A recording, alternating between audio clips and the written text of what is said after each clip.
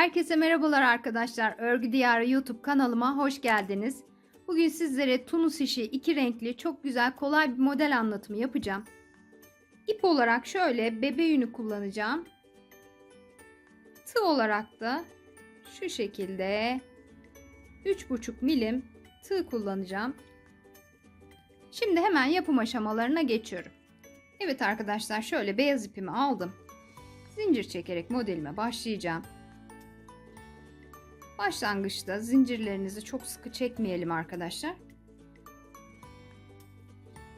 Yapacağınız işin büyüklüğünde zincir çekerek başlayabilirsiniz. Bu modelde çok güzel bebek battaniyesi yapılabilir. Yelek yapılabilir, hırka yapılabilir. Atkı bere olarak yapabilirsiniz. Birçok yerde uygulayabilirsiniz. Gerçekten yapımı çok kolay ve çok şık duran bir model. Ben burada kısa bir anlatım yapacağım. Video sonunda sizlerle yine modelin ilerlemiş halini paylaşacağım. Şimdi ilmek topluyorum arkadaşlar tığıma. Her bir zincirimden tığımı geçiriyorum ve ilmeğimi tığıma topluyorum. Burada topladığınız ilmekler tekli rakamlarla olsun arkadaşlar.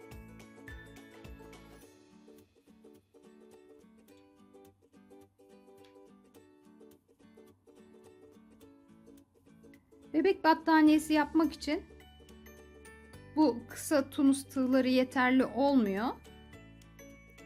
Bu konuda çok soru da geliyor arkadaşlar. Tunus tığlarının misinalı uzun tunus tığları var. O şekilde olanını alırsanız kolaylıkla yapabilirsiniz. 2, 4, 6, 8, 10, 12, 14, 16, 17, 18, 19. Evet, benim için bu kadar yeterli. 19 ilmeğimi tığıma topladım.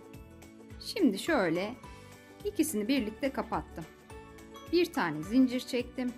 Tekrar 2 ilmeğimi daha kapattım. Bir zincir çekiyorum arada. Tığma ipimi aldım. İkisini birlikte kapatıyorum arkadaşlar. Tekrar bir zincir. İkisini birlikte. Bu şekilde sıramı sonuna kadar ilerleyeceğim. Bir zincir çektim. Şimdi 2 ilmeğimi kapattım. Bir zincir, 2, bir zincir, 2.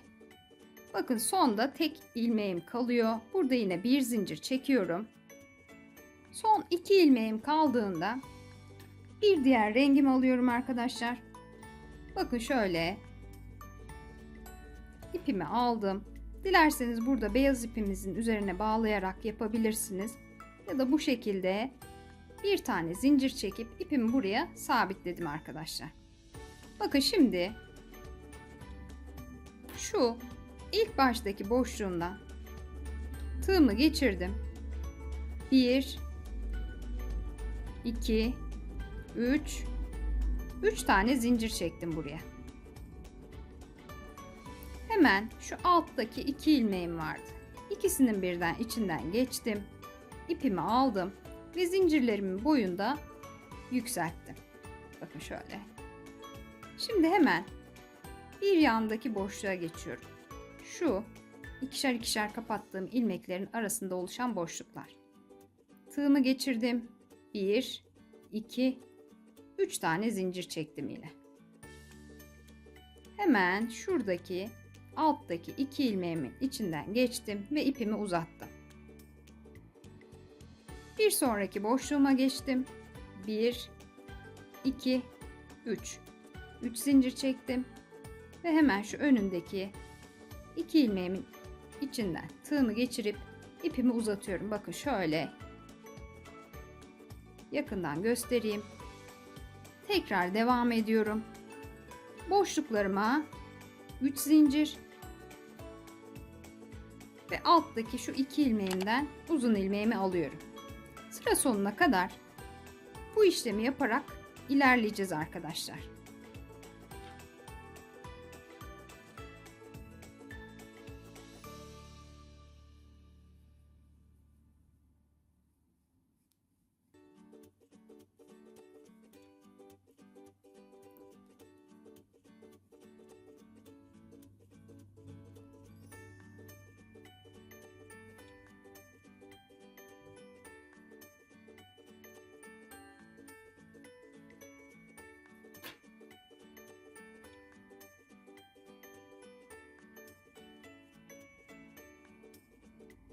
Bakın yine şu sıramın sonuna geldim. Son boşluğumun içinden de tığımı geçirdim. 1, 2, 3 tane zincirimi çektim.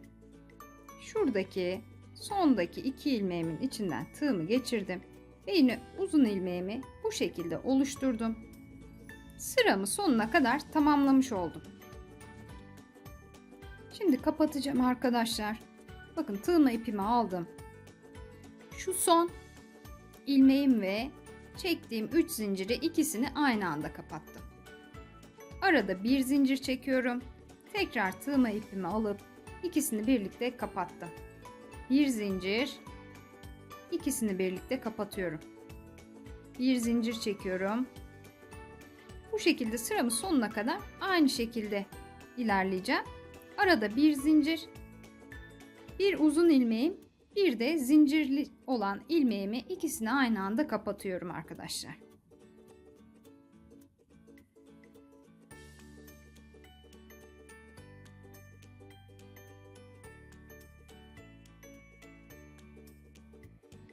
Bakın sona geldim. Sonda yine bir zincirimi çektim. Ve son 2 ilmeğimi kapatmıyorum arkadaşlar. Bir zincirden sonra rengimi değiştiriyorum. Şöyle beyaz ipimle geçişimi yaptım. Burada yine bir zincir çekiyorum arkadaşlar. İpimi sabitleyeyim, bollaşma olmasın diye yapıyorum bu işlemi. Şimdi ipimi biraz uzattım. Ve bakın şuradaki ilk boşluğumdan yine tığımı geçirdim. Buraya 1, 2, 3 tane zincir çektim. Hemen devam ediyorum. Bakın şurada 2 ilmeğimi aynı anda kapatmıştım. Şimdi yine 2 ilmeğimin içinden geçiyorum. İpimi aldım ve yine zincirimin boyunda uzatıyorum. Tekrar bir yanındaki boşluktan tığımı geçirdim. 1, 2, 3. 3 tane zincirimi çektim.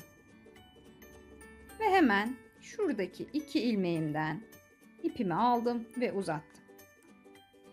Bir sonraki boşluğumdan 1, 2, 3. Hemen şu alttaki 2 ilmeğimin içinden tığımı geçirdim. Bakın şöyle ipimi uzatıyorum. Bir yandaki boşluktan 3 zincir çektim. Alttan ikisinden uzun ilmeğimi aldım. Bakın şöyle net olarak görünsün arkadaşlar. Bu şekilde modelim. Bundan sonra farklı bir işlemim yok. Aynı işlemleri yaparak ilerleyeceğim. Gerçekten çok kolay. Kafa karıştırıcı hiçbir yanı yok. Ve çok da hızlı ilerleyen bir model. Şöyle göstereyim. Şimdi ben hemen sizlerle modelin daha ilerlemiş halini paylaşacağım. Evet arkadaşlar, bakın benim daha öncesinde hazırladığım daha büyük parça bu şekilde oldu. Şöyle yakından göstereyim. Gerçekten çok şık. Yapımı çok kolay, çok hızlı ilerleyen bir model. Birçok yerde de uygulayabileceğiniz bir model. Şöyle arkası da bu şekilde oluyor.